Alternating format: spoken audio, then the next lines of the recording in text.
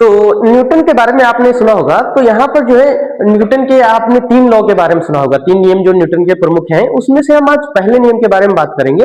तो जो न्यूटन का पहला नियम है वह यह कहता है, जब तक हम किसी स्थित वस्तु पर कोई भी बल नहीं लगाते तब तक वो अपनी स्थिति में परिवर्तन नहीं करता है, स्थिति नहीं बदलता। जैसे मान लीजिए यहाँ पर ये गेंद है, ये अभी रुकी हुई है, इस पर अगर हम किसी भी प्रकार का बल न लगाए तो ये अपनी जगह से नहीं हिलेगी। जैसे मान लीजिए हम अपने हाथों से बल नहीं लगाते, लेकिन आने वाली हवा इसको ढकेल सकती है, तो जो हवा से द्वारा लगाया गया बल है वो वायु फोर्स यानी कि वायु बल कहलाता है, उसके वजह से भी ये अपनी स्थिति चेंज कर सकता है, तो उसमें ये बल लगता है। अगर यही गेंद चांद पर हो और वहां पे रखी हो और वहां पे मान लीजिए हवा वायु बल है नहीं, तो वो वहीं पर रखी रहेगी जब तक उस पर बल नहीं लगाया जाएगा। उसी तरह उन्होंने बताया कि अगर कोई वस्तु गतिमान हो, कहने मतलब ये समझ लीजिए बॉल जो है ढनकती हुई जा रही है, अगर इस पर कोई भी बल इसको रोकने के लिए न लगाया जाए तब तक जो है यह बॉल रुकेगी नहीं। जैसे मान लीजिए अब यह बॉल रुक कैसे जाती है, यहां पर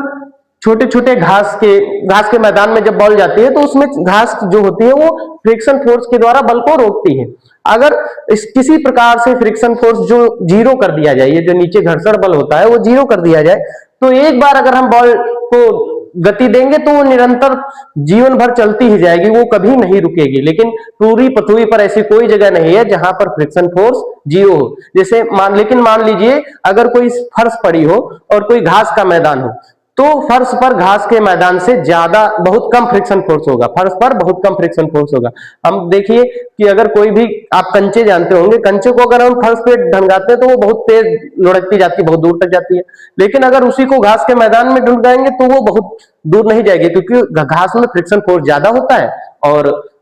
फर्श पर जो है बहुत कम होता है। तो फ्रिक्शन फोर्स के कारण गतिमान वस्तु रुकती है।